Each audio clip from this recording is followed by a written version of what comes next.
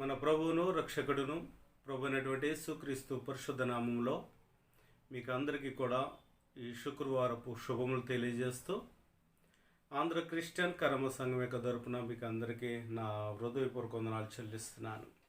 రాజులకు రాజు ప్రభులకు ప్రభు మన ప్రభు అయినటువంటి యేసుక్రీస్తు నామంలో మరి ప్రభు నాకు ఇచ్చినటువంటి అవకాశాన్ని బట్టి దేవదేవునికి వందనాలు చెల్లిస్తూ ఈ శుక్రవారం మీ ముందుకు రావడానికి నా యొక్క ప్రభు నాకు చూపినటువంటి యొక్క మహాకృపను బట్టి ఆరోగ్యం బట్టి నేను ప్రభుని ఎంతగానో స్తుతిస్తూ ఆ యొక్క ప్రాంతాల నుంచి ఈ ఆంధ్ర క్రిస్టియన్ కర్మ సంఘం యొక్క లైవ్ను ఆదరిస్తూ మరి ప్రోత్సాహపరుస్తూ మరి అనేక మంది సబ్స్క్రైబ్ చేసుకుంటూ నన్ను మరి యొక్క సంఘాన్ని బలపరుస్తున్న విధానం బట్టి కూడా మీకు నా హృదయపూర్వక వందనాలు చెల్లిస్తున్నాను. ప్రియులారా, మరి ఇక పరిశుద్ధ లేఖన భాగంలో నుంచి కొన్ని మాటలు మనం తెలుసుకునే ముందు ప్రభు మరి మిమ్మల్ని అందరినీ కూడా అన్ని విధాలుగాను దీవించునుగాక. మరి ఒక చిన్న చరణం పాడుకుని ఆ వర్తమానంలోనికి మనం వెళ్దాం. ఆ యొక్క ఆంధ్ర క్రిస్టియన్ కర్మ సంఘం యొక్క బిడ్డలకు కూడా నా నిండు మనసుతో హృదయపూర్వక వందనాలు చెల్లిస్తున్నాను. స్నేహితులకు, శ్రేయబుసులకు అందరికీ కూడా మరొకసారి వందనాలు చెల్లిస్తూ ఒక చిన్న పాట మనం పాడుకుందాం. ఎంతటి వాడను నేను యేసయ్యా, కొంతైనా యోగ్యుడను కానయ్యా. ఎంతటి వాడను నేను యేసయ్యా, కొంతైనా యోగ్యుడను కానయ్యా. ఇంతగా నన్ను హెచ్చించుటకు, ఈ స్థితిలో నన్నుంచుటకు, ఇంతగా నన్ను హెచ్చించుటకు, ఈ స్థితిలో నన్నుంచుటకు. ఎంతటి వాడను నేను యేసయ్యా, కొంతైనా యోగ్యుడను కానయ్యా. ఐశ్వర్యము గొప్పతనమును కలిగించు దేవుడవివే, హెచ్చించు వాడవును బలమిచ్చు దేవుడ నీవే. ఐశ్వర్యము గొప్పతనమును కలిగించు దేవుడవివే, హెచ్చించు వాడవును బలమిచ్చు వాడవు నీవే. అల్పుడను మంటి పురుగును నన్ను ప్రేమించినావు, ప్రాణమును నీ సర్వమును నా కొరకై అర్పించినావు. ఎంతటి వాడను నేను యేసయ్యా, కొంతైనా యోగ్యుడను కానయ్యా. ఎంతటి వాడను నేను యేసయ్యా, కొంతైనా యోగ్యుడను కానయ్యా. వినయము గల మనుషులను వర్ధిల్లజేసెదవు, గర్విష్ఠుల గర్వముననచి గద్దె నుండి దించెదవు. వినయము గల మనుషులను వర్ధిల్లజేసెదవు, గర్విష్ఠుల గర్వముననచి గద్దె నుండి దించెదవు. నాదు ఆశ్రయ దుర్గమా, మేమంతా నీ వారమే. మా శైలము మా కేడెమా, మాకున్నదంత నీ దానమే. ఎంతటి వాడను నేను యేసయ్యా, కొంతైనా యోగ్యుడను కానయ్యా. ఎంతటి వాడను నేను యేసయ్యా, కొంతైనా యోగ్యుడను కానయ్యా. Praise the lord. పరిశుద్ధ లేఖన భాగం నుంచి దావీదు కీర్తన 92వ కీర్తన 12వ చరణమును 13వ చరణమును మనం చదువుకుందాం. నీతిమంతులు ఖర్జూర వృక్షం వలె మువ్వు వేసెదరు. నీతిమంతులు ఖర్జూర వృక్షం వలె మువ్వు వేసెదరు. లెబనోను మీది దేవదారు వృక్షం వలె వారు ఎదుగుదురు. యెహోవా మందిరములో నాటబడిన వారై వారు మన దేవుని ఆవరణములో వర్ధిల్లుదురు. దేవునికి మహిమ కలుగునుగాక. ప్రార్థన చేసుకుందాం. మహాగణుడును సర్వోన్నతుడును సర్వకృపానిధువైన యేసయ్యా, మీ పరిశుద్ధ నామమును బట్టి వందనాలు చెల్లిస్తున్నాను. మెట్టుకు మా జీవితాలలో ప్రభువా, నీవు చూపినటువంటి మహాకృపను బట్టి అయా, మీరిచ్చినటువంటి జీవం బట్టి వందనాలు చెల్లిస్తున్నాను. జీవాధిపతి, భయంకరమైనటువంటి పరిస్థితులు గుండా 2020 సంవత్సరంలో అయా అనేక మంది నీ బిడ్డలు ప్రతి ఒక్కరూ కూడా నాయన శ్రమలలో నడిచారు. బాధలలో, వ్యాధులలో, సమస్యలలో అయా పడి ఉన్నప్పుడు లేవదీసినటువంటి గొప్ప దేవుడు. మరొక సంవత్సరం అనుగ్రహించావు. ఈ నూతన సంవత్సరంలో నాయన మొదటి నెలలో ఈ శుక్రవారపు ఆరాధనలో నీ బిడ్డలతో మాట్లాడడానికి కృపను అనుగ్రహించావు. ఎంతైనా నమ్మదగిన దేవుడు గనుక ఈ వర్తమానమును మీరు ఆశీర్వదించండి, మీరు మాట్లాడండి. ఈ కీర్తన భాగాన్ని వివరించగలిగే జ్ఞానమును ప్రసాదించమని, వింటున్న బిడ్డలకు వినగలిగే చెవు, గ్రహించగల మనస్సు, దీవెనకరమైనటువంటి నీ యొక్క కృపావర్షమును కురిపింపు చేయమని యేసు పరిశుద్ధ నామములో బ్రతిమాలు వేడుకుంటున్నాను కన్న తండ్రి, ఆమేన్. దేవునికి మహిమ కలుగునుగాక. నా ప్రియమైనటువంటి దేవుని బిడ్డలారా, కొన్ని నిమిషాలు చాలా జాగ్రత్తగా మీరు ఆలకించినట్లయితే కొన్ని విషయాలు మీకు వివరించాలని ఆశపడుతూ ఉన్నాను. దేవునికి మహిమ కలుగునుగాక. ఈ 92వ కీర్తన విశ్రాంతి దినమునకు తగినటువంటి కీర్తన. విశ్రాంతి దినమునకు తగినటువంటి కీర్తన. విశ్రాంతి అనగా శాంతి, నెమ్మది. అర్థం చేసుకోండి. నెమ్మదిని కలిగించే సమయము, ఆదరణ కలిగించే స్థలము. ఆ మందిర ఆవరణములో పరిశుద్ధునితో సహవాసంలో మనస్సు నెమ్మది పొందే స్థలము, అది విశ్రాంతి స్థలము. ఈ విశ్రాంతి అనే మాటలోనికి వెళితే బ్రతుకుతున్నటువంటి మనుషులకు అలసట పొందినప్పుడు, గాయం పొందినప్పుడు, నెమ్మది లేనప్పుడు, పరిస్థితులు అధోగతిగా, పరిస్థితులు పాడుదెబ్బగా మార్చబడినప్పుడు, ఆ సమస్యలు ఆ దిశ గుండా వెళ్తున్నటువంటి మానవుని యొక్క ఆత్మకు శాంతిని కలిగించే శాంతి ప్రదాత ప్రభు అయినటువంటి యేసు క్రీస్తు, ఆయన నిర్ణయించినటువంటి, ఆయన చూపినటువంటి దిశ గుండా మనం వెళ్ళినప్పుడు, ఆ నెమ్మది పొందే స్థలంలో మనం ప్రవేశించినప్పుడు, ఆ నెమ్మది కలిగించే ఆయన మాటలు, నిత్యజీవపు మాటలు విన్నప్పుడు మన మనస్సుకు శాంతి, సమాధానము కలుగుతుంది. ఆయన కృపావర్షము,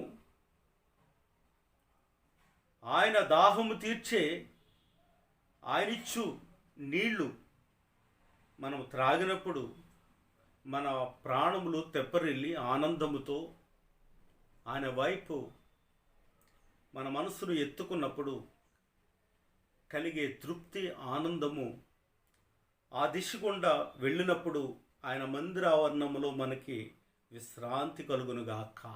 ఆమేన్.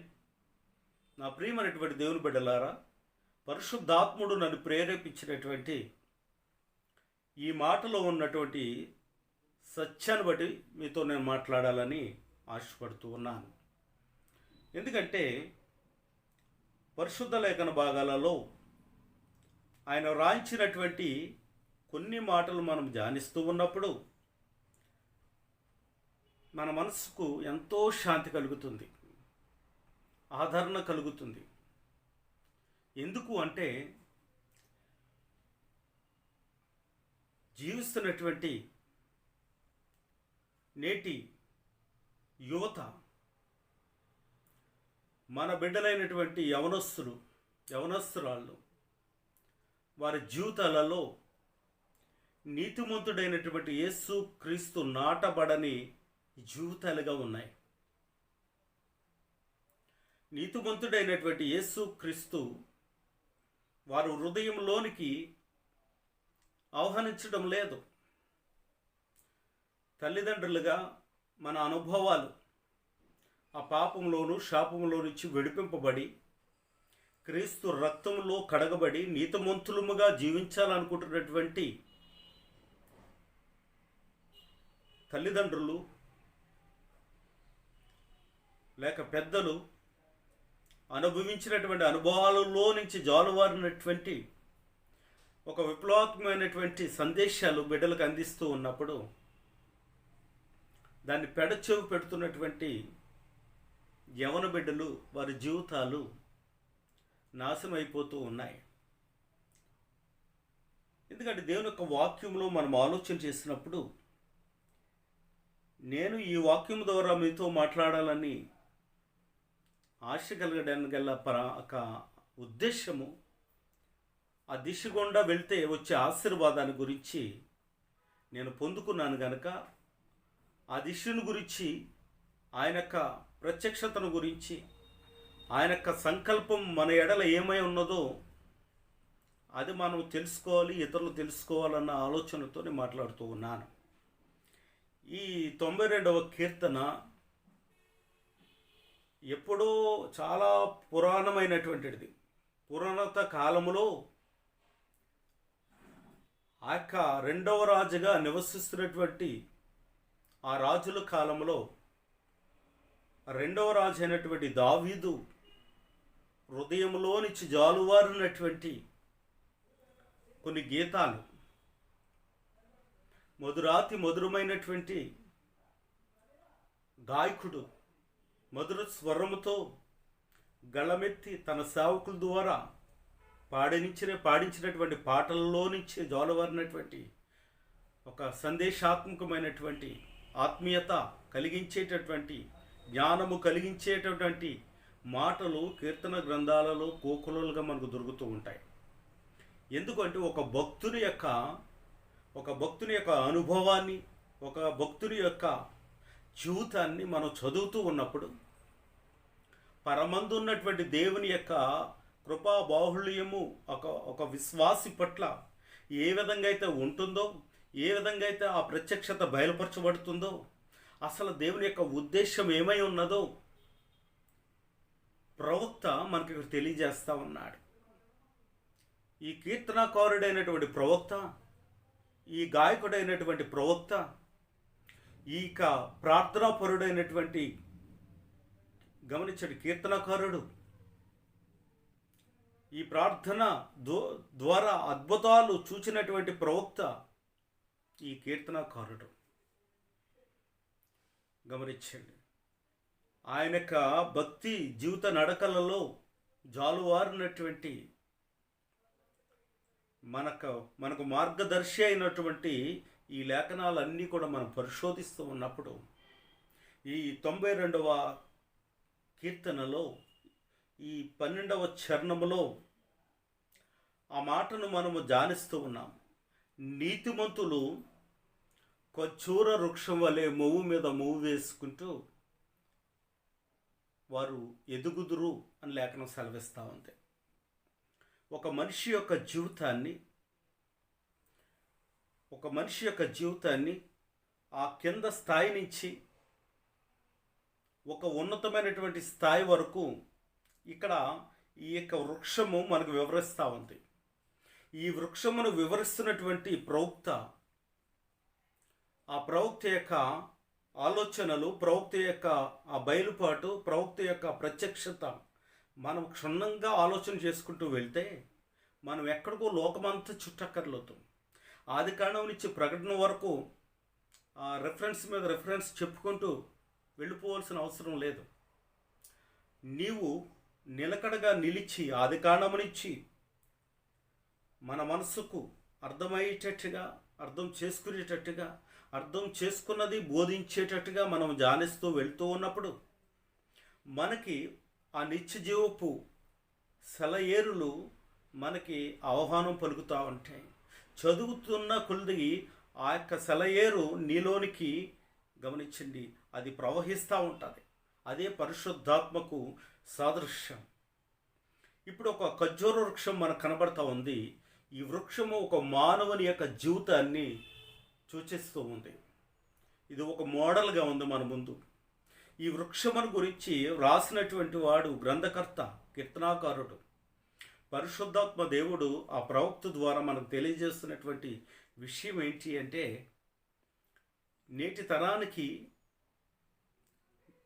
గమనించిన నేటి యవనస్తులకు, నేటి వృద్ధులకు, నేటి ఆ క్రైస్తవ కుటుంబాలకు, రక్షణ లేనటువంటి కుటుంబాలకు ఆశీర్వాదకరమైనటువంటి వర్తమానము ఈ 12వ చరణం. ఈ చరణాన్ని నీలోనికి అనుభవించుకోవడానికి, ఈ చరణంలో రాయబడినటువంటి ఆశీర్వాదాన్ని నీలోనికి ఆహ్వానించుకోవడానికి ముందుగా నువ్వు ఆయన స్తుతించాలి. ఆయనిచ్చు దీవెన, ఆయనిచ్చు ఫలాలు, ఆయనిచ్చు యొక్క ఆశీర్వాదాలు పొందుకోవాలి అంటే మొదట మనము ఆయన ఏం చేయాలో ఇక్కడ కీర్తనకారుడు చెప్తూ ఉన్నాడు. ఏమని ఆయన చెప్తూ ఉన్నాడు అంటే, యెహోవాను స్తుతించుట మంచిది, మహోన్నతుడా నీ నామమును కీర్తించుట మంచిది. ఈ మంచితనము, ఈ మంచి ఆశీర్వాదము ఆయన నామములో, ఆయన నామస్మరణలో ఉన్నటువంటి ఆశీర్వాదాన్ని పొందుకోవాలంటే మన జీవితాలలో ఆయన స్తుతించే మనసును మనం స్థిరపరచుకోవాలి. ఆయన్ని గణపరిచే మనసును మనము గమనించండి, సిద్ధం చేసుకోవాలి. ఎల్లవేళలా ఆ కృప కలిగినటువంటి దేవుడు, ఆయన కృపా బాహుళ్యము మన నిమిత్తమే ఆయన ఈ లోకమునకు వచ్చింది. ఆ కృప మనల్ని ఆవరించింది. ఆ కృప మనల్ని బ్రతికిస్తూ ఉంది. ఆ కృప మనకు అవసరము. ఆ కృప ద్వారా మనలో ఉన్నటువంటి చెడుతనము తొలగింపబడుతుంది. ఆ కృప ద్వారా చెడును మనల్ని విడిచి వెళ్ళిపోతుంది. ఆ కృప ద్వారా నీలో ఉన్నటువంటి క్రూరత్వము, నీలో ఉన్నటువంటి అసూయ, నీలో ఉన్నటువంటి చెడ్డ గుణాలు ఏవైతే ఉన్నాయో అవన్నీ కూడా పరిశుద్ధపరచబడతాయి. కృప నిండుగా మనం పొందుకోవాలి అంటే కృపావాక్యమును, కృపా సత్య సంపూర్ణుడైనటువంటి యేసు క్రీస్తుని మనం ధరించుకోవాలి. ఆమేన్. ఆ దర్శనము, ఆ కృపా దర్శనం మనకు ఎప్పుడైతే వస్తుందో మనం ఆయన్ని వెంబడిస్తాం, మనం ఆయనకి విధేయతను చూపిస్తాం, మనము ఆయనలో పెనవేసుకుని జీవించడానికి ఇష్టపడతాం. నిన్ను వెంబడించు వారిని, నిజముగా సేవించు వారిని, నీవుండే స్థలములలో నిలిచే నీ సేవకుని, నిన్ను వెంబడించు వారిని, నిజముగా సేవించు వారిని నీవుండే స్థలములలో నిలిచే నీ సేవకుని ఎంతో గణపరచెదవు, ఆశీర్వదించెదవు. శత్రువుల కంటే ఎత్తుగా అతని తలను పైకెత్తెదవు. ఎంతటి వాడను నేను యేసయ్యా, కొంతైనా యోగ్యుడను కానయ్యా. ఆమేన్. కొంతైనా యోగ్యత లేని మన జీవితాలలో యెహోవాను స్తుతించుట మంచిది. నీవెప్పుడైతే ప్రభువుకి నువ్వు కృతజ్ఞతుడివై ఉంటావో, ఎప్పుడైతే ఆయన నామమును ఘనపరుస్తూ ఉంటావో, ఎప్పుడైతే ఆ కృపను నీవు ఆహ్వానిస్తూ ఉంటావో, కృపాసత్య సంపూర్ణుడైనటువంటి దేవుడు నీ హృదయంలో నివసించటానికి ఆయన వస్తాడు. ఎప్పుడైతే ఆయన నీలో ప్రవేశిస్తాడో అప్పుడు నీ యొక్క జీవితము ఒక ఖర్జూర వృక్షం వలె నీవు ఒక క్రమం కలిగి ఎదగడానికి ప్రయత్నం చేస్తూ ఉంటావు. అంచెలంచెలుగా నీ జీవితము ఆ ఖర్జూర వృక్షలో ఉన్నటువంటి ఫలవంతమైనటువంటి ఆ గుణ లక్షణాలన్నీ కూడా మనలో ధరించుకుంటాం. ఎన్నో వృక్షాలు ఉన్నాయి. ఆయన కలుగజేసినటువంటి సృష్టిలో ఎన్నో రకాల వృక్షాలు ఉన్నాయి. కానీ దేవుడు ఇక్కడ ఖర్జూర వృక్షముతో నీ జీవితాన్ని, నా జీవితాన్ని ఆయన పోలుస్తూ ఉన్నాడు. ఖర్జూర వృక్షము దాని యొక్క ప్రారంభ దిశను గురించి ఆలోచన చేసినప్పుడు గమనించండి, ఎక్కువగా ఈ వృక్షాల యొక్క గమనించండి ఆ తెగను గురించి ఆలోచన చేస్తే ఈ వృక్షాలలో ఒక జాతిగా ఒకవైపు మనకు కనబడుతున్నటువంటి కొన్ని వృక్షాలు ఉన్నాయి. అవన్నీ కూడా ఈ ఖర్జూర వృక్షమును ఆధారం చేసుకుని ఆ పోలుకను ధరించుకుని, గమనించండి, ఆ పోలుకను ధరించుకుని ఆ పోలుకతో వెదజల్లుతూ అవి విస్తరిస్తూ పలు రకాలుగా మానవుడికి కావలసినటువంటి యొక్క ఫలాలు ఇస్తూ ఉన్నాయి. నెంబర్ 1 ఈ ఖర్జూర వృక్షము, అలాగే మన యొక్క ఆంధ్రదేశంలో ఉన్నటువంటి ఈత చెట్లు, తాటి చెట్టు. ఇక ఈ ఖర్జూర వృక్షం గురించి మరొక గ్రంథాలలో వాడుకు బైబిల్లో కానీ నిఘంటువులో కానీ చూస్తే కొన్ని చోట్ల తమాళ వృక్షము అంటాడు. ఇదే మాట, ఇదే చెట్టును మరొక కోణంలో ఆలోచన చేస్తే దీని గురించి తమాళ వృక్షము అని కూడా రాయబడి ఉంది. అలాగే తాటి చెట్టు, తమాళ వృక్షము అనగా తాటి చెట్టు, తాటి చెట్టు, పోక చెట్టు, కొబ్బరి చెట్లు. మనకు ఆంధ్రాలో మనం చూసినప్పుడు కొబ్బరి చెట్లు, ఈ కొబ్బరి చెట్లు ఇవన్నీ కూడా ఒక జాతికి చెందినవి. ఒక జాతిలో నుంచి పలు రకాలుగా వ్యాపించినటువంటి చెట్లు. ఈ చెట్లన్నిటి గురించి కూడా వివరించుకుంటూ వెళ్తే ఈ చెట్లకు కాసే కాయలన్నీ కూడా మానవుని యొక్క గమనించండి ఆ మానవ శరీరానికి ఫలవంతమైనటువంటి బలమిచ్చే ఫలాలు ఇవన్నీ కూడా. ఖర్జూర వృక్షము యొక్క పళ్ళు అరబీ దేశాల్లో మనం చూసినప్పుడు ఖర్జూర వృక్షము ఆ ఇంటి పెరట్లో పెంచుకుంటారు వాళ్ళు. అంతేకాదు వారి బిల్డింగుల మీద ఒక కుండీలు పెట్టి ఖర్జూర వృక్షాన్ని నాటుతారు. ఏవి ప్లాస్టిక్ కాదు, ఆ రెడీమేడ్ వచ్చే ఆ డూప్లికేట్ కాదు, ఒరిజినల్ ఖర్జూర వృక్షాలని వారి యొక్క బిల్డింగుల పైన, అపార్ట్మెంట్లు 13, 14 అంతస్తుల పైన ఈ ఖర్జూర వృక్షాలు కూడా వారు గమనించండి స్లాబ్ మీద ఆ యొక్క డెకరేషన్ చేస్తారు. ఎందుకంటే దుబాయ్ దేశంలో నా కళ్ళతో నేను చూశాను గనక దాని గురించి నేను క్షుణ్ణంగా చెప్తూ ఉన్నాను. అంటే ఖర్జూర వృక్షము ఫలవంతమైనటువంటి ఫలాలు ఇస్తుంది. దాని యొక్క గుణ లక్షణాల గురించి కూడా మనం ఆలోచన చేసినప్పుడు అవి ఇంటి పెరట్లో పెడతారు, బిల్డింగుల మీద పెట్టుకుంటారు. వారు ఎంతగా ఇష్టపడతారంటే ఆ చెట్లని అరబ్బీన్స్ చాలా ఇష్టపడతారు.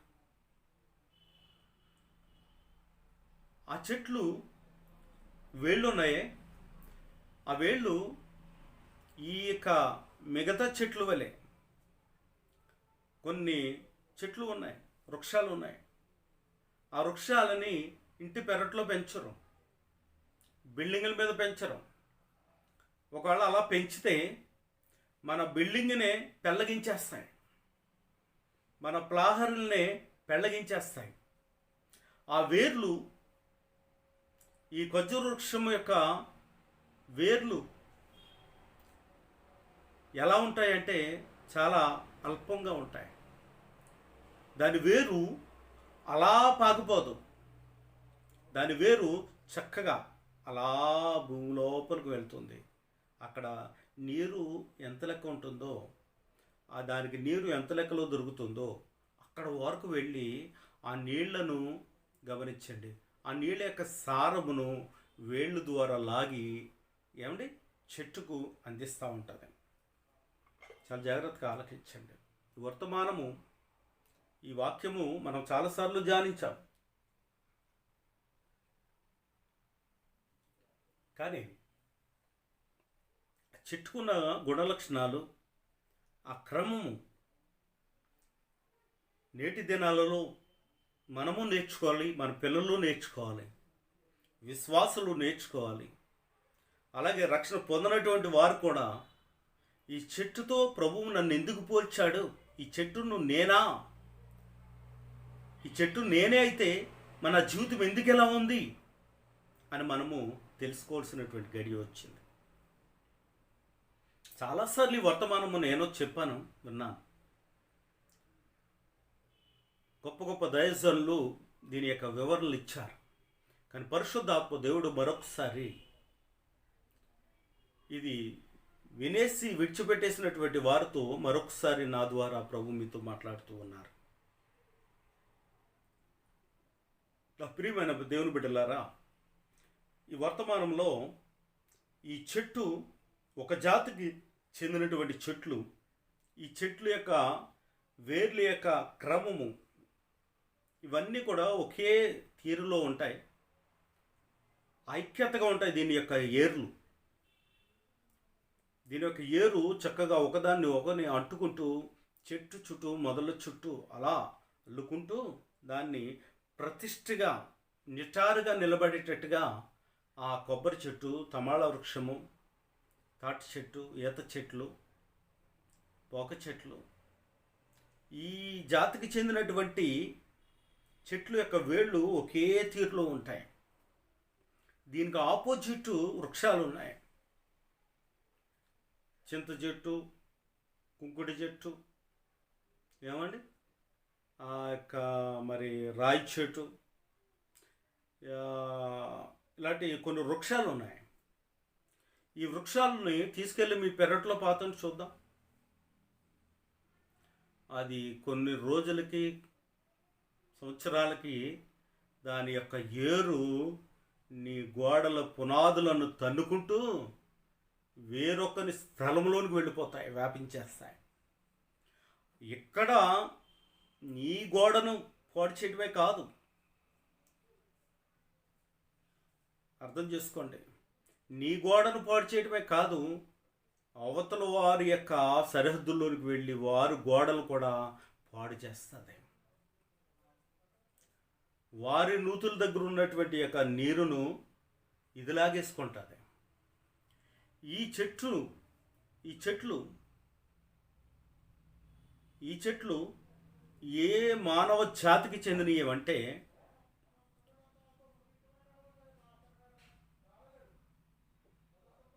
ఏ ఒక్క బిడ్డ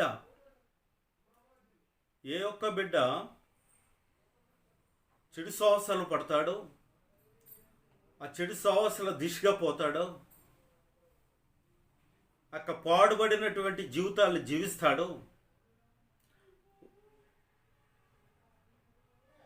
వాడి యొక్క జీవితాన్ని వాటితో పోల్చబడుతుంది. వీడు అంతే, వీడు ఇంట్లోనే ఉంటాడు, ఆ ఇంట్లో తన అన్నదమ్ములతో కలిసి ఉంటాడు. కానీ అర్థం చేసుకోండి, కానీ వీడేం చేస్తాడంటే ఇక్కడ ఈ ఇంట్లో ఈ తల్లి ముద్దలు తింటాడు, ఈ తల్లిదండ్రుల సొమ్ము అనుభవిస్తాడు, ఈ తల్లిదండ్రులు ఇచ్చే డబ్బులు తీసుకుంటాడు. కానీ తినేసి పొలోమంటూ బయటకు పోతాడు. వాడు వెళ్ళినటువంటి వాడు తిన్నగా ఇంటికి వస్తాడని నమ్మకం ఉండదు. లేనిపోని గొడవలన్నీ నెత్తి మీద వేసుకుంటాడు. తాగుబోతుగాను, తిరుగుబోతుగాను, పలు రకాల చెడు సాహసాల ద్వారాను తల్లిదండ్రులకి ప్రతిరోజు నరకమే, ప్రతిరోజు భయమే. ప్రతిరోజు ఏ సమస్య తీసుకొస్తాడో, ఇంట్లో నుంచి బయటకు వెళ్ళినటువంటి ఆడపిల్ల ఏ సమస్య తీసుకొస్తుందో, ఎటువంటి పరిస్థితులు చూడవలసి వస్తుందో అని యవనస్తులైనటువంటి బిడ్డలను బట్టి భయపడే తల్లిదండ్రులుగా జీవించవలసి ఉంటుంది. గమనించండి నా ప్రియమైనటువంటి దేవుని బిడ్డలారా, ఈ యొక్క చేదైనటువంటి వేర్లు కలిగినటువంటి కుంకుడి చెట్టు, పులుపైనటువంటి ఏర్లు కలిగినటువంటి చింత చెట్టు ఎక్కడెక్కడో పెనవేసుకుని ఈ ఇంట్లో మొలిచి ఆ ఇంట్లో వరకు వెళ్ళి ఆ ఇంటి వారితో సమస్యలు తెచ్చుకునే, గమనించండి, పులి పొండి చేదైనటువంటి పిండి, వాడైనటువంటి ఏరులు. ఇక్కడ వాక్యము సెలవిస్తూ ఉంది. ఈ వాక్యములో పరిశుద్ధాత్మ దేవుడు నిన్ను దీవించాలని చూస్తున్నటువంటి దేవుడు, నిన్ను ఆశీర్వాదకరంగా మార్చాలని చూస్తున్నటువంటి దేవుడు, నిన్ను ఖర్జూర వృక్షముతో పోల్చినటువంటి దేవుడు, ఆ వృక్షము కిందకు నువ్వు వచ్చి ఆ వృక్షం యొక్క బీజమును పొందుకుని ఆ దిశగా నువ్వు ఫలించాలని ప్రభు నిన్ను ఖర్జూర వృక్షంతో ఆయన పోలుస్తూ ఉన్నాడు. నీవెప్పుడైతే ఖర్జూర వృక్షము అవుతావో, ఎప్పుడైతే ఖర్జూర వృక్షముగా నువ్వు నాటబడతావో, అప్పుడు నీవు దినదినము ఎదుగుతూ ఉంటావు. నీకొస్తున్నటువంటి కొమ్మలు రోజు రోజుకి కొమ్మ మీద కొమ్మ వేసుకుంటూ వెళ్తూ ఉంటావు. రమ్మ మీద రమ్మ వేసుకుంటూ వెళ్తూ ఉంటావు. నీవు మొవ్వు మీద మొవ్వు వేసుకుంటూ వెళ్తూ ఉంటావు. నీ వెనక పండైనటువంటి ఆ యొక్క రొబ్బలు, ఆ యొక్క కొమ్మలు, ఆ యొక్క ఆకులను నరుకుతూ ఉంటారు. అవి నరకబడుతూ ఉన్నప్పుడు నీ జీవితంలో ఒక్కొక్క పాపము, ఒక్కొక్క శాపము, నీలో ఉన్నటువంటి ఒక్కొక్క పొరపాటు ద్వారా అవి నరకబడుతూ ఉంటాయి. అవన్నీ నిన్ను విడిచి వెళ్ళిపోతూ ఉంటాయి. నీవు మాత్రము మోవు మీద మోవు వేసుకుంటూ ఎదుగుతూ ఉంటావు. నీకు వయసు వచ్చినప్పుడు, ఆ కాలం వచ్చినప్పుడు, ఆ కాలంలో నీవు చక్కగా పూత పడతావు, చక్కగా పొత్తులు వేస్తావు. ఆ పొత్తులు వేయటమే కాదు, ఆ పూత పట్టి పిండి వేసి అది కాయగా మార్చబడుతుంది, అవి గెలలుగా మార్చబడతాయి. నీవు ఫలవంతమైనటువంటి ఫలాల్ని ఇచ్చే గొప్ప చెట్టుగా నువ్వు ఎదుగుతూ ఉంటావు. ఈ ఖర్జూర వృక్షం యొక్క లక్షణాల గురించి నేను మాట్లాడుతూ ఉన్నాను. అంతేకాదు, నీ ఆకు ఒక్కొక్కటి వాడిపోతూ ఉన్న కొద్దికి నీ నీకు మరిన్ని మొవ్వులు వస్తూ ఉంటాయి. ఈ ఖర్జూర వృక్షం యొక్క గమనించండి, ఆ చివరిలో మధ్య భాగంలో, ఆ తల యొక్క మధ్య భాగంలో నువ్వు చూచినప్పుడు ఒక మొవ్వుకి అనేక మొవ్వులు అతకబడుతూ ఉంటాయి. ఆ మొవ్వుకి సపోర్టుగా ఆ మొవ్వులు ముదురుతూ విడుస్తూ ఉన్నప్పుడు అనేక మొవ్వులు గుజ్జుగా వచ్చి ఐక్యతగా కనబడుతూ ఉంటాయి. అందుకే 133వ కీర్తన మొదటి వచనంలో కీర్తనకారుడు అంటున్నాడు, సహోదరులు ఐక్యత కలిగి నివసించుట ఎంత మేలు, ఎంత మనోహరము అంటున్నాడు. ఐక్యతగా ఉన్నటువంటి మొవ్వుల గమనించడు గుంపు, మొవ్వుల మీద ఆకాశం నుంచి దేవాతి దేవుడు వర్షమును కురిపిస్తూ ఉన్నప్పుడు ఆ మొవ్వు తల మీద నుంచి ఆనంద తైలము అలా కార్చబడతా ఉంటుంది. ఆ చెట్టు గుండా మొదలకు వస్తూ ఉంటుంది. మొదల్లో ఉన్నటువంటి ఏరులు ఆ నీరును అర్థం చేసుకోండి, ఆ నీరులో ఉన్నటువంటి బలమును సారమును అవన్నీ కూడా పీల్చుకుంటూ ఉంటాయి. ఎప్పుడైతే వేర్లన్నీ కూడా వర్షాన్ని పీల్చుకుంటూ ఉన్నాయో నీరుని, చెట్టు పచ్చగా ఎదుగుతూ ఉంటుంది. హల్లెలూయా. గమనించండి, వర్తమానం వింటున్నటువంటి మీ జీవితాలలో, మీ కుటుంబాలలో, మీ సంఘాలలో, మన సంఘమైనటువంటి ఆంధ్ర క్రిస్టియన్ కర్మ సంఘం యొక్క కుటుంబాలలో, వర్తమానాన్ని వింటున్నటువంటి ప్రతి వారి కుటుంబాలలో ఆయన్ని విశ్వసించిన ప్రకారంగా, ఆయన అంగీకరించిన ప్రకారంగా ఆయన రక్తము చేత కడగబడినటువంటి ప్రతి కుటుంబం కూడా ఒక ఖర్జూర వృక్షం వలె మొవ్వు మీద మొవ్వు వేసుకుంటూ లోకమునకు, గ్రామమునకు ఆశీర్వాదకరంగా వారి కుటుంబాలు వర్ధిల్లుతూ ఉంటాయి. వారి జీవితాలలో కింద స్థితి ఏమైనప్పటికీ, మొదటి స్థితి ఎంత కొద్దైనప్పటికీ, మొదట స్థితిలో ఏమీ లేదనుకున్నప్పటికీ, మొదటి స్థితిలో పాపం చేత, శాపం చేత నేను ఆత్మహత్య చేసుకోవాలనే నిర్ణయాల్లో ఉన్నప్పటికీ, ప్రభువైన యేసుక్రీస్తు రక్తము చేత నువ్వు కడగబడితే ఏమున్నా లేకున్నా నువ్వు ఐశ్వర్యవంతుడివే. నువ్వు ఎక్కడ మొలిచినా ఖర్జూర వృక్షంగా ఫలవంతంగా ఉంటావు. నా ప్రభువైన యేసుక్రీస్తు నామమున ఆనబెట్టి నేను చెప్తూ ఉన్న మాట ఇది. ఆయన ఇచ్చినటువంటి వాగ్దానము నిజంగా మనం నమ్మితే, అనుమానము లేకుండా నువ్వు నమ్మితే, ఈ వచనములో ఉన్నటువంటి గమనించండి, ఆ వాగ్దానమును, బలమును, ఆశీర్వాదమును నిశ్చయముగా నువ్వు నీ కుటుంబము అనుభవించునుగాక. నా యేసుక్రీస్తు రక్తము చేత కడగబడునుగాక. నీతిమంతులు ఖర్జూర వృక్షం వలె మువ్వు మీద మువ్వు వేయడం అంటే అర్థం చేసుకోండి, ఈ చెట్టుకున్నటువంటి యోగ్యత, ఈ చెట్టుకున్నటువంటి బలమైనటువంటి సారము ఎక్కడి నుంచి వచ్చిందో తెలుసా? నా యేసు, నేను ఆరాధిస్తున్నటువంటి నజరేయుడు అనేటువంటి యేసు క్రీస్తు దాన్ని దీవించటం వలన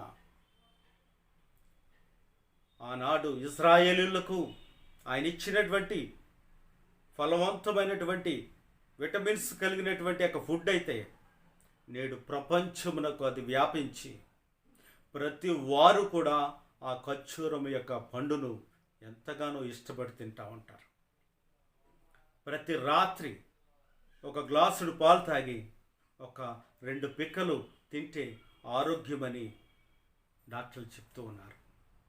ఆ పరమ డాక్టరు ఇచ్చినటువంటి గొప్ప ఫలవంతమైనటువంటి మెడిసిన్ ఈ మానవ దేహానికి ప్రభు ఇచ్చినటువంటి వాగ్దానపూరితమైనటువంటి వాక్కు. నా ప్రియమైనటువంటి దేవుని బిడ్డలారా, నేను త్వరగా తెలియజేస్తా ఉన్నాను, చాలా జాగ్రత్తగా ఆలకించండి. మన జీవితాలలో మన బ్రతుకుని ఈ ఖర్జూర వృక్షంతో పోల్చినటువంటి దేవుడు ఇంకా అనేక పాఠాలు ఈ వృక్షం ద్వారా ఆయన నేర్పిస్తూ ఉన్నాడు. ఈ ఖర్జూర వృక్షాన్ని జ్ఞాని అయినటువంటి సొలొమోను రాజుల గ్రంథంలో మనం ఆలోచన చేసినప్పుడు నా ప్రియమైనటువంటి దేవుని బిడ్డలారా, అక్కడ యెరూషలేము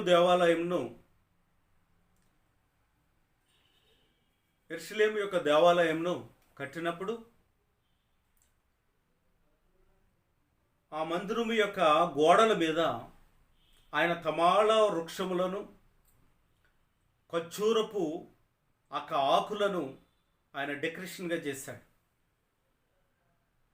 గొప్ప గొప్ప ఆర్ట్ ఆయన వేయించినటువంటి యొక్క చిత్రాలు ఏమైనా తెలుసా? చరిత్రను తిరగరాసే ఆలోచన చేత ఆ మహాజ్ఞాని ఆయన తలుపుల మీద ఖర్జూర మరి ఆకులను చెక్కించినట్లుగా మనం చూస్తామన్నా. మరి నీ హృదయం అనే పలక మీద ప్రభు ఇచ్చినటువంటి వాగ్దానాలు లిఖితం చేయబడినవా? అవి నీ హృదయం అనే పలక మీద రాయబడ్డాయా? ఈ వర్తమానం ద్వారా మనము లోపలికి వెళ్ళి ఆలోచన చేస్తే ఈ ఖర్జూర వృక్షము మానవులను, మానవ జీవితాలను, మానవుల ప్రవర్తనను, మానవుల యొక్క ఆశీర్వాదాన్ని చూపిస్తూ ఉంది. ఒక ఛాయాచిత్రాన్ని ఆయన మన కొరకు చెక్కించాడు.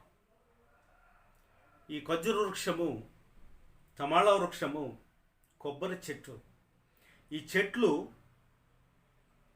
చెట్ల అనుభవం లేకుండా ఎవడైనాను ఎక్కాలని ప్రయత్నం చేస్తే ఒకవేళ పొరపాటున ఎక్కి ఏ విధము చేతనైనాను స్లిప్ అయితే వాడి యొక్క గుండెల మీద ఉన్నటువంటి చర్మాన్ని చెక్కేస్తుంది. తునకల కింద ఆ చర్మాన్ని లాగేస్తుంది. ఆ గుండెల గుండా రక్తము కారేటట్టుగా గాయపరచబడతాడు. అవసరమైతే ప్రాణం కూడా పోతుంది. ఇది ఒక అన్యుడు ఎక్కలేనటువంటి వృక్షము.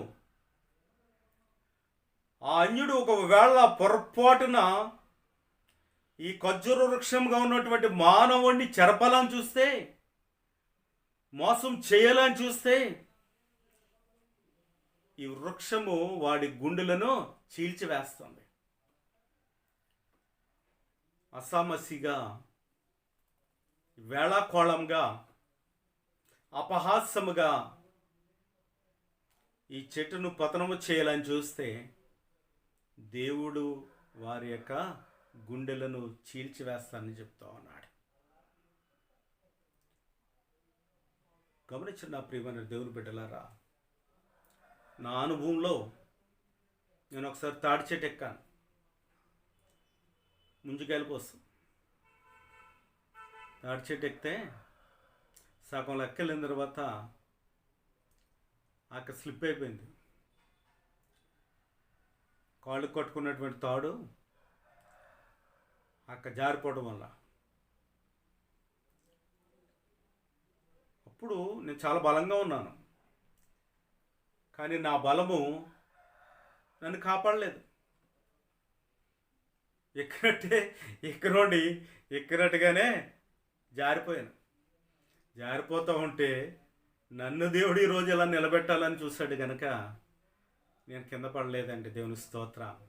గట్టిగా పట్టుకుని తమాయించుకొని కొంత లెక్క వచ్చిన తర్వాత జాగ్రత్తగా దిగేటప్పటికి నా కాళ్ళు చేతులు వణుకుపోయినాయి. తీరా ఎప్పుడు ఎలా గుండెలు ఎరగబెట్టుకొని తిరిగి నాకు నా బాడీ గుండా చూస్తే ఏమున్నాయి తెలుసండి? అక్కడ పేళ్ళు సన్నగా ఉంటాయి కదా, ఏర్లు, తాటిమట్ల యొక్క ఏర్లు, ఆకులు, ఆ జమ్మల యొక్క ఏరు అంటారు కదా, అవన్నీ కూడా చక్కగా దిగినాయి. కింద ఉన్నారు కుర్రోళ్ళు, ఫ్రెండ్స్, ముందుగాయలు కొట్టుకునే ఫ్రెండ్స్. వాళ్ళందరూ కంగారయ్యారు. తర్వాత నా శరీరాన్ని చూసి బాధపడేవాళ్ళు బాధపడతా ఉంటే నవ్వేవాళ్ళు నవ్వుతున్న బెలగైదురనికా అని గమనించండి నా ప్రియమైన దేవుని బిడ్డలారా. నేను ఎందుకు చెప్తున్నానంటే ఇటువంటి అనుభవాలు చాలా జరుగుతూ ఉంటాయి మన జీవితాలలో. ఈరోజు ఈ ఖర్జూర వృక్షం గురించి నేను క్షుణ్ణంగా చెప్పాలని ఆశపడుతున్నటువంటి మాట ఏంటో తెలుసా? ఈ నీతిమంతుడు ఖర్జూర వృక్షంతో పోల్చబడ్డాడు. నువ్వు ఖర్జూర వృక్షంగానే ఎదగాలి తప్ప నీ జీవితాన్ని పాడు చేసుకుని, పాడు దెబ్బగా చేసుకుని, నీ కుటుంబాన్ని పతనము చేసుకుని, నీ ఒక పనికిరాని వృక్షముగా, పనికిరాని వేళ్ళు నీలో పుట్టకుండగా, ఆ వేరులు పక్కవారి కుటుంబాలని, పక్కవారి జీవితాలను నాశనం చేయకుండా ఉండాలి అంటే నీ వేళ్ళు ఖర్జూర వృక్షం యొక్క ఏరుల్లా నువ్వు ఉండాలి. ఖర్జూర వృక్షము ఎటువంటి ఉపద్రవాలు వచ్చినా, ఎటువంటి యొక్క తుఫాన్లు వచ్చినా, ఎటువంటి యొక్క ఇసుక తుఫాన్లు వచ్చినప్పటికీ కూడా ఆ అరబ్ కంట్రీలో మనం నేను చూసినప్పుడు అవి నిటారుగా నిలబడి ఉంటాయి. అలాగే నీతిమంతుడు కూడా, కీర్తనకారుడు అంటాడు, నీతిమంతులకు కలిగినది కొంచెమైనను అది తుదకు మహా అభివృద్ధి చెందును అంటాడు.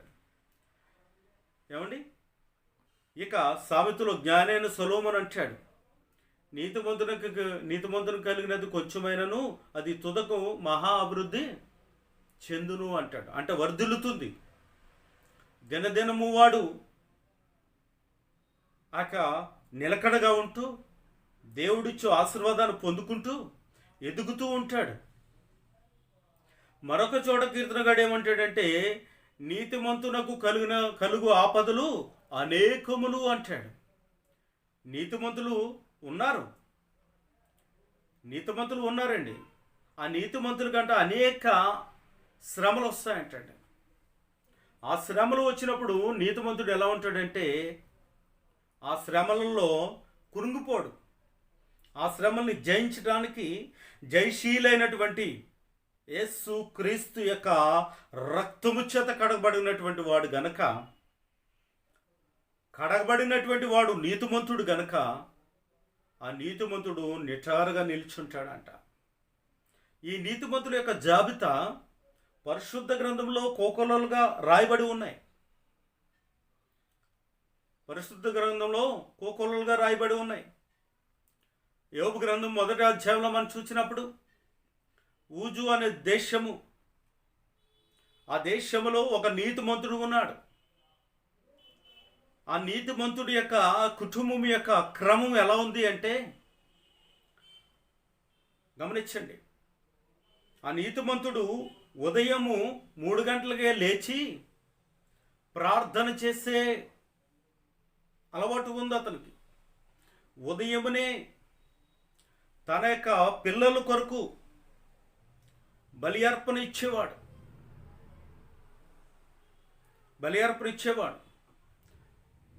ఎందుకు అంటే ఆ యవనస్తులు గనక, ఆ యవనస్తులు బయటకు వెళ్ళినప్పుడు తెలుసో తెలియకో ఒకవేళ తప్పులు చేస్తే ఆ తప్పులు బట్టి వారు శిక్షింపబడకుండానట్లుగా ప్రతిరోజు పిల్లల నిమిత్తం ఒక పావురాన్నో గువ్వనో ఆయన దేవునికి అర్పణగా ఇస్తూ వచ్చేవాడు. అందుకే ఆయనకు ఒక పేరు పెట్టాడు దేవుడు. నా బిడ్డ అయినటువంటి యోబు, ఆయన నీతిమంతుడును, యథార్థవంతుడును, సత్యవంతుడును, నన్ను విడవనటువంటి నీతిమంతుడు. ఆయన ఖర్జూర వృక్షము. ఆ వృక్షము ఏం చేస్తుంది అంటే ఆ యొక్క మొవ్వులైనటువంటి పిల్లల కొరకు అర్పణ, పాప పరిహారార్థ బలిగా అర్పణిస్తున్నాడు అని సాక్ష్యం ఇచ్చింది. అందుకే నీతిమంతుడైన యోబు అన్నాడు నా దేవుడు. హల్లెలూయా. ఈరోజు ఈ కీర్తన ఎంత పురాణమైనప్పటికీ, ఎంత పాతకాలమైనప్పటికీ, ఎన్ని వేల సంవత్సరాలైనప్పటికీ, ఈరోజు ఈ లేఖనములో ఉన్నటువంటి జీవము మనం పొందుకోవాలి.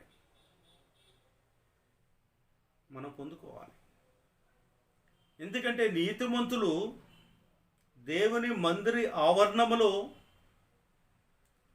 నాటబడిన వారై మన దేవుని ఆలయంలో వాళ్ళు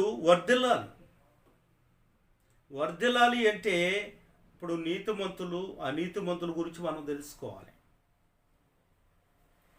అర్థమవుతుందండి?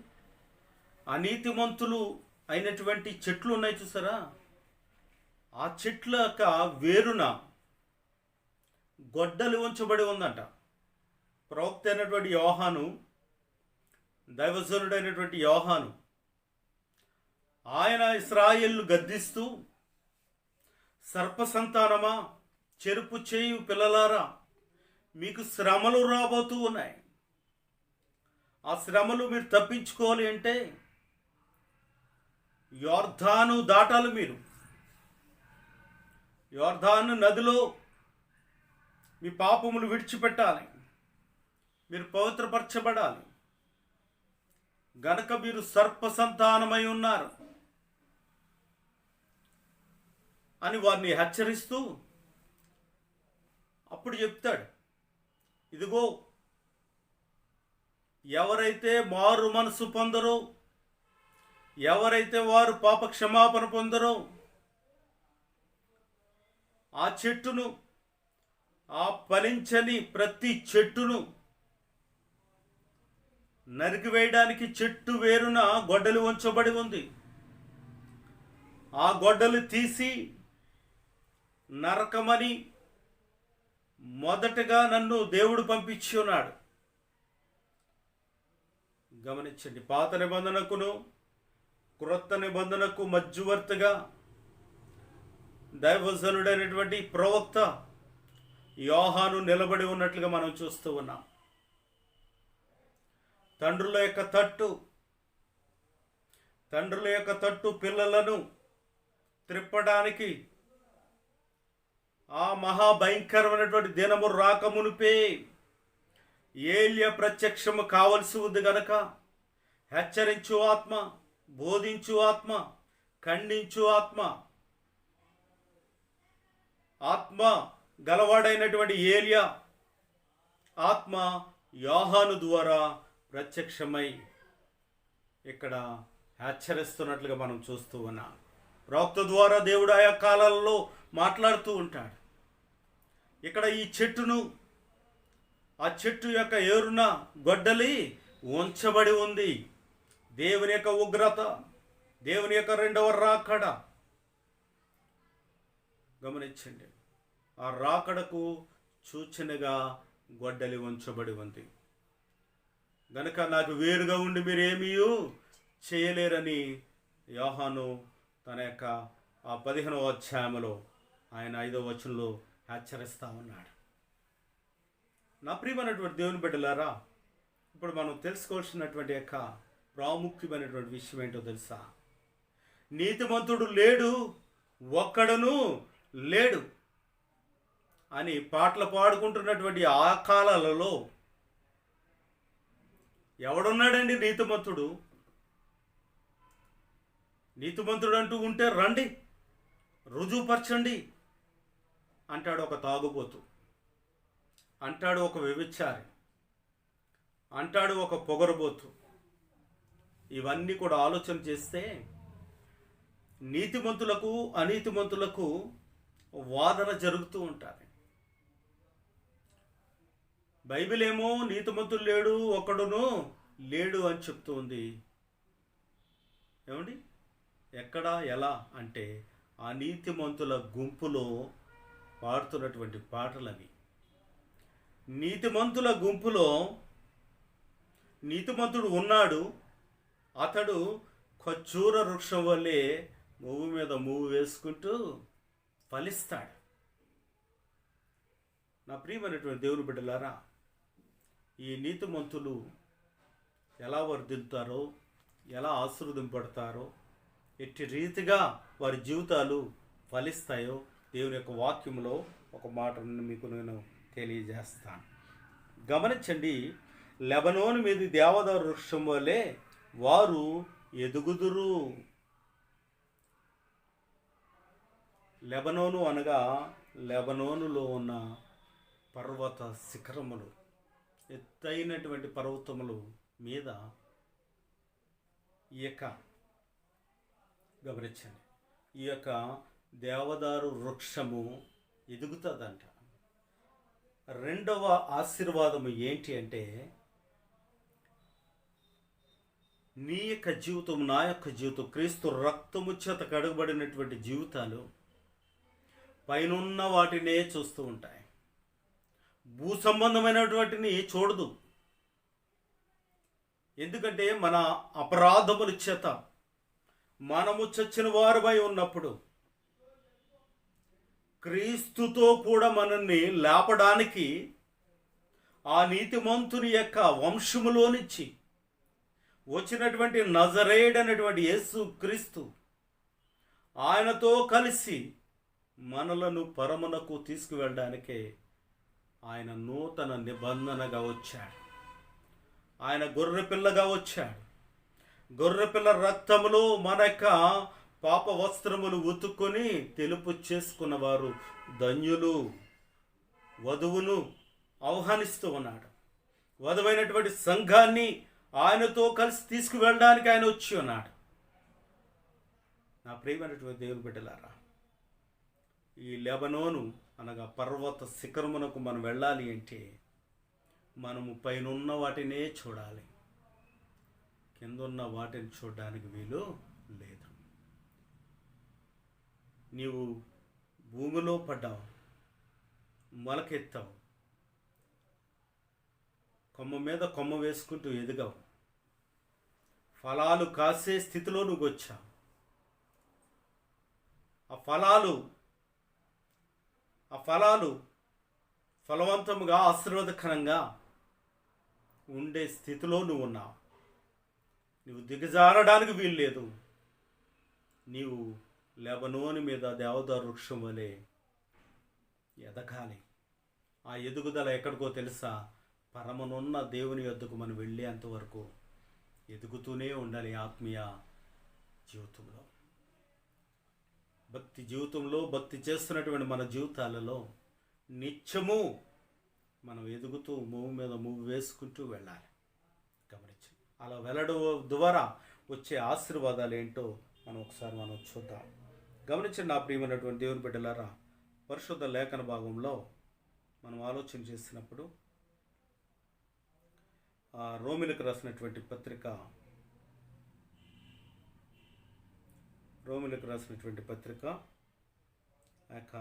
2వ అధ్యాయము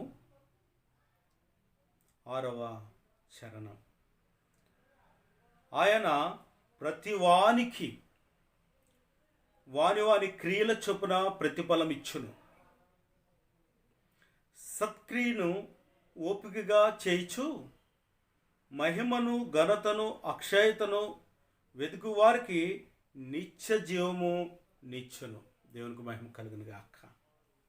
గమనించండి, ఈ లేఖన భాగంలో ఉన్నటువంటి సారాంశము, ఆయన ప్రతి వానికి వాని క్రియల చొప్పున వాని క్రియల చొప్పున ఎదుగుదల ఇస్తాడంట. వారి క్రియల చొప్పున ఫలాలు ఇస్తాడంట. వారి క్రియల చొప్పున వారు ఆత్మీయతలో, అనురాగములో వారు ఫలించేటి జీవితాలుగా, ఫలించేటి కొమ్మలుగా వారిని దేవుడు చేస్తాడు. కానీ మనము మన జీవితాలు మొదటిగా ఆయనకు సమర్పించుకోవాలి. మొదటిగా ఆయన యొద్దకు మనం వెళ్ళాలి. మొదటిగా మనలో ఉన్నటువంటి చేదైన వేరును తీసివేసుకోవాలి. అప్పుడు వారి వారి క్రియల చొప్పున ప్రతిఫలము ఆయన ఇస్తాడు. ఎందుకంటే సత్క్రియను ఓపికగా చేయాలి. మహిమను, ఘనతను, అక్షయతను వెతుకువారికి, మహిమను, ఘనతను, అక్షయతను వెతుకువారికి అక్షయుడైనటువంటి యేసుక్రీస్తు సదాకాలము బ్రతికే నిత్యజీవము, సదాకాలము ఫలించే నిత్యజీవము, ఆ జీవాన్ని నీలో ప్రోక్షించినవాడు, నరుని యొక్క నాసిక రంధ్రములలో జీవవాయువు ఊదినటువంటి జీవించు దేవుడైనటువంటి యేసుక్రీస్తు ఆ నిత్య జీవాన్ని, ఆ మహిమను మనకు ప్రసాదిస్తాను అని సెలవిస్తున్నాడు. గనుక నీ వృక్షము వాడిపోదు. నీ చెట్టు ఎప్పుడు ఫలించే చెట్టుగా ఉంటుంది. నీ పెరట్లో ఉన్నటువంటి చెట్లు, ఆ చెట్లకు సాదృశ్యంగా నీ బిడ్డలు,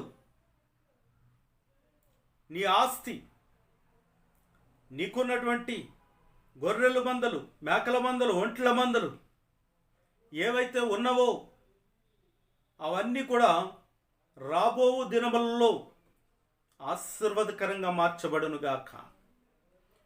ఇవన్నీ కూడా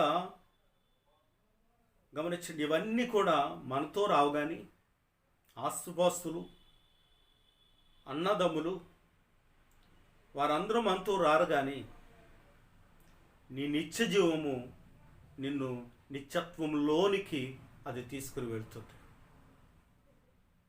పాతాళ బంధకము నుంచి విడిపించి పరిశుద్ధ పట్టణంలోనికి అవి మనం తీసుకుని వెళ్తాయి. దేవునికి మహిమ కలుగును గాక. నా ప్రియమైనటువంటి దేవుని బిడ్డలారా, నేను ముగిస్తున్నాను. పరిశుద్ధ లేఖన భాగంలో చదవబడినటువంటి ఈ 2 చరణాలలో 12, 13 చరణాలలో ఆలోచన చేసినప్పుడు, మొదట నీతిమంతుడు అనగా యేసుక్రీస్తే. ఆయనే నీతిమంతుడు.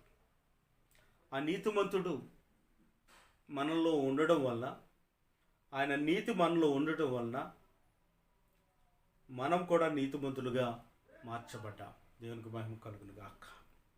రెండవదిగా, దేవదారు వృక్షం వలె నీ ఆత్మీయ స్థితి ఎదగాలి. అంటే చదువుకున్నాం కదా, ప్రతి వానికి వాని క్రియల చొప్పున, అనగా మనలో ఉన్నటువంటి యొక్క క్రియల చొప్పున ప్రభు అయినటువంటి యేసుక్రీస్తు మనల్ని వర్ధిల్ల చేస్తూ ఉంటాడు. దేవదారు వృక్షం వలె మన ఆత్మీయ స్థితి ఎదుగుతూ ఉంటుంది. మూడవదిగా మనం ఆలోచన చేసినప్పుడు, ఆయన యొక్క సన్నిధిలో మనం అందరము కూడా ఏమవుతామంట? వర్ధిల్లుతాం. వర్ధిల్లే అనుభవంలోనికి మనం వెళ్తాం. ఎలా వర్ధిల్లుతావో లేఖనం సెలవిస్తూ ఉంది. ఒక మాట నేను చదువుతాను. యెహోవా మందిరములో నాటబడిన వారై వారు మన దేవుని ఆలయములో వర్ధిల్లుదురుగాక. ఆమేన్. మూడవ ఆశీర్వాదము ఏంటంటే, దేవుని మందిరములో నీవు నీ కుటుంబము వర్ధిల్లుతారు. నీ కుటుంబంలో నుంచి నీ ఫలాలన్నీ కూడా దేవుని మందిరములో వాడబడతాయి. దేవుని యొక్క మందిరములో నిత్యము ఆయన ఆవరణములో నువ్వు సంతోషిస్తావు. ఆయన ఆవరణములో ఉన్నటువంటి యొక్క సారమును, ఆ మందిరంలో నాటబడినటువంటి నీకు ఆయనలో ఉన్నటువంటి మహిమ సారమును ఆస్వాదిస్తాం, ఆనందిస్తాం, ఆరాధిస్తాం, నిత్యము స్తుతిస్తూ ఆయనకు విజ్ఞాపన చేస్తాం. కనుక మూడవదిగా చాలా ప్రాముఖ్యమైనటువంటి విషయం ఏంటంటే, లేఖనంలో రాయబడినటువంటి ఈ గొప్ప ఆశీర్వాదకరమైనటువంటి వచనాన్ని మీకు నేను విడుదల చేస్తూ ఉన్నాను. ఆయన ఆవరణములో వర్ధిల్లు వారికి ఏముంటుందంటే 14లో అంటాడు, నాకు ఆశ్రయ దుర్గమైన యెహోవా యథార్థవంతుడనియు ఆయన యందు ఏ చెడుతనము లేదనియు ప్రసిద్ధి చేయుటకై వారు ముసలితనమందు ఇంకా చిగురు పెట్టుచుందురు, సారము కలిగి పచ్చగా నుందురు. ఇదండి ఆయన మందిర ఆవరణంలో ముసలోళం అయిపోయినా సరే ఆయన సారము చేత వర్ధిల్లుతూ ఆయన సారము కలిగి పచ్చగా ఉంటామంట. పచ్చగా ఉంటాం. ఎంతమంది నిప్పులు చెరిగే కళ్ళతో మనల్ని చూసినా, ఎంతమంది విషపు కళ్ళతో మనల్ని చూసినా, ఎంతమంది అసూయ కళ్ళతో మనల్ని చూసినా, ఇలా వర్ధిల్లిపోతున్నాడు ఏంట్రా బాబు, ఇలా సంపాదించేస్తున్నాడు ఏంట్రా బాబు, ఇలా కార్లు కొనేస్తున్నాడు ఏంట్రా బాబు, ఇంత ఒంటి నిండా బంగారం ఉందేంట్రా బాబు, ఎక్కడి నుంచి వచ్చేస్తున్నారా వీడికి అని గమనించండి. దేవుని మందిరములో ఆయన సారము కలిగి వర్ధిల్లుతున్నటువంటి నీ వైపు చెడు కళ్ళతో ఎంతమంది చూచినా, అసూయ కళ్ళతో ఎంతమంది చూసినా, కపట కళ్ళతో ఎంతమంది చూచినా, ఎంతమంది గుసగుసలు ఆడుకున్నా నువ్వు ఎలా ఉంటావో తెలుసా? ఆయన సారము కలిగి పచ్చగా ఉందువుగాక. ఆమేన్. గమనించిన నా ప్రియమైనటువంటి దేవుని బిడ్డలారా, పరిశుద్ధ లేఖనాన్ని చాలా జాగ్రత్తగా ఆలోచన చేస్తూ ఉన్నప్పుడు మన జీవితాలలో గొప్ప గొప్ప ఆశీర్వాదకరమైనటువంటి వచనాలు మనకు అర్థమవుతూ ఉంటాయి. ఆయన దీవెనలు, వాగ్దానాలు మనకు అర్థమవుతూ ఉంటాయి. కనుక ముసలితనమందు కూడా మనము దేవుని మందిరంలో చిగురు పెడతామంట. నీ చిగురు ఆగదు, నీ దీవెన ఆగదు, నీ చిగురు ఆగదు, నీ దీవెన ఆగదు, ఆశీర్వాదకరంగా ఉంటుంది. నా ప్రియమైనటువంటి దేవుని బిడ్డలారా, ఎందుకో తెలుసా? గలతీ పత్రిక 3వ అధ్యాయము 12వ చరణంలో చూస్తే, ధర్మశాస్త్రము విశ్వాస సంబంధమైనది కాదు కానీ దాని విధులను ఆచరించువాడు వాటి వలనే జీవించును. ఆత్మను గురించిన వాగ్దానము విశ్వాసము వలన మనకు లభించినట్లు అబ్రహాము పొందిన ఆశీర్వాద వచనము క్రీస్తు యేసు ద్వారా అన్యజనులకు కలుగుటకై క్రీస్తు మన కోసము శాపమై, మూల భాషలో శాపగ్రస్తమై మనలను ధర్మశాస్త్రము యొక్క, గమనించండి, శాసనముల నుండి విమోచించెను. ఈ ఖర్జూర వృక్షాన్ని ఆ ధర్మశాస్త్రమైనటువంటి కట్టడల నుంచి, బంధకాల నుంచి యేసు ప్రభు మనల్ని విమోచించి ఆయన మనల్ని ఖర్జూర వృక్షం వలె ఆయన మూవ మీద మూవ వేయడానికై ఆశీర్వాదకరంగా ఆయన మనల్ని దీవించాడు. ఆయన రక్తము చేత విమోచకుడైనటువంటి యేసు క్రీస్తు విమోచన క్రయధనముగా ఆయన మన కొరకు శాపమై మనకు ఆశీర్వాదాన్ని అనుగ్రహించినటువంటి గొప్ప దేవుడు, మనం ఆరాధిస్తున్న నజరేయుడు అనేటువంటి యేసు క్రీస్తు వారు. నా ప్రియమైనటువంటి దేవుని బిడ్డలారా, కనుక ఈరోజు ఈ వాక్య లేఖన భాగాలలో రాయబడినటువంటి మాటల గురించి మనం ఆలోచన చేస్తున్నప్పుడు, నీవు నేను మందిర ఆవరణంలో ఖర్జూర వృక్షం వలె మనం ఉండాలి. ఆనాడు తెలుసో తెలియక వారు నీతిమంతుడు లేడు, ఒక్కడనూ లేడని ఎన్నో పాటలు పాడుకున్నారు, ఎన్నో మాటలు చెప్పుకున్నారు, ఎంతోమందిని విమర్శించారు. కానీ ఈరోజు వాక్యపు జీవపు ఓటలలో ఉన్నటువంటి సత్య వాక్కును మనం పొందుకున్నాం. ఆయన మనల్ని ప్రత్యేకపరిచాడు, మనల్ని ఆయన పిలుస్తూ ఉన్నాడు. ఇక లోకంలో నుంచి ఆయన లోనికి మనల్ని పిలిచాడు. ప్రత్యేకింపబడ్డాం కనుక పైనున్న వాటినే మనం చూద్దాం.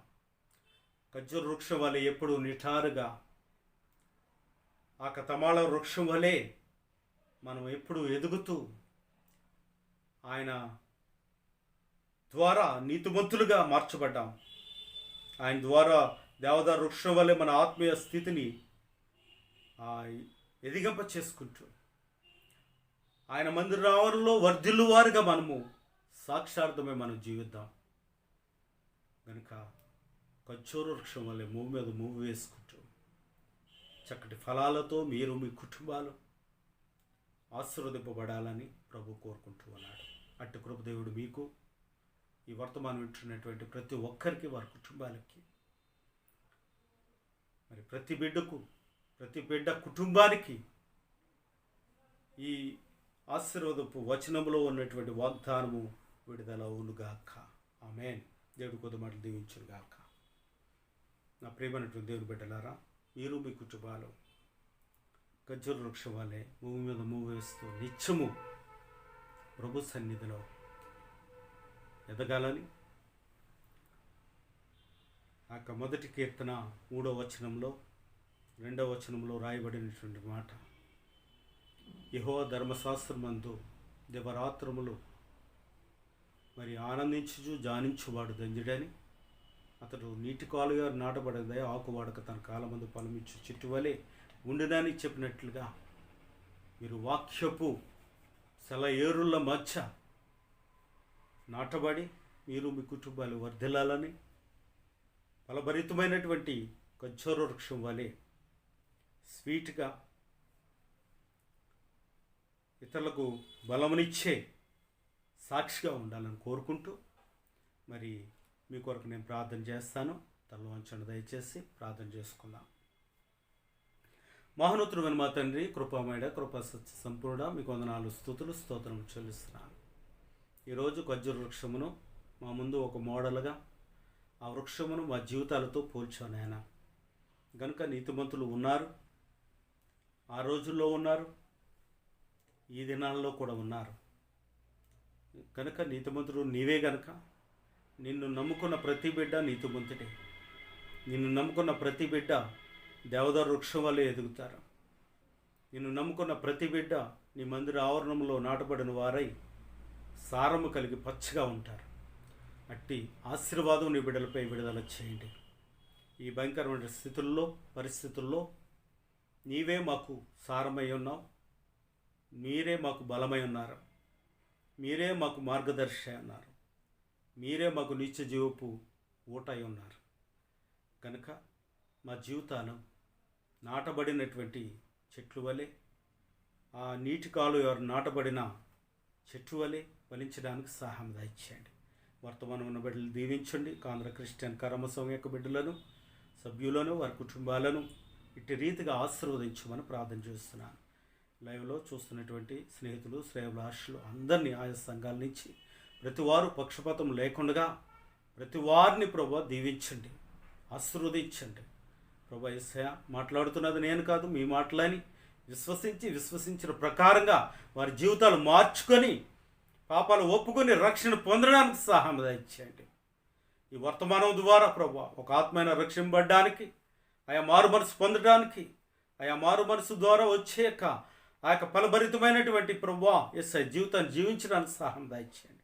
ప్రతి వారి మీద మీ కృపా వర్షం కురిపించమని ప్రార్థన చేస్తున్నాను.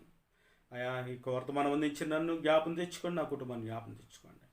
అయా బలహీనమైన బిడ్డలు జ్ఞాపం తెచ్చుకోండి, గర్భఫలం లేనటువంటి బిడ్డలు జ్ఞాపం తెచ్చుకోండి, గర్భఫలం ఇచ్చినటువంటి బిడ్డలు ప్రభా యేసయ్య డెలివరీ అయినటువంటి బిడ్డలు జ్ఞాపం తెచ్చుకోండి, వృద్ధాప్యంలో ఉన్న బిడ్డలు జ్ఞాపం తెచ్చుకోండి. అయా సంఘాలు ప్రభా ఆ యొక్క ప్రభా యేసయ్య దుబాయ్ దేశంలో ఆ గల్ఫ్ కంట్రీలో ఉన్న ప్రతి సంఘాలు ప్రభా తెరవబడ్డానికి ప్రభా సహాయం దయచేయండి. ప్రభా ఇండియా దేశంలో ఉన్నటువంటి సంఘాలు అన్ని తెరవబడ్డానికి ప్రభా ధారాళంగా మిమ్మల్ని ఆరాధించడానికి సహాయం దయచేయండి. ఇదిగో నాయన ప్రభా నిన్ను నమ్ముకొనుట, నిన్ను ఆరాధించుట, అయా ప్రభా యేసయ్య నీ యొక్క నీతిని ధరించుకొనుట ఇది మార్గమని, ఇది మతం కాదని ప్రతి ఒక్కరు తెలుసుకోవడం సహాయం దయచేయండి. తెలుసో తెలియకో నీ యొక్క ప్రభా యేసయ్య నిన్ను దూషిస్తున్నటువంటి వారు, నీ నామాన్ని అవమానిస్తున్నటువంటి వారు, రాజకీయ నాయకులు క్షమించండి.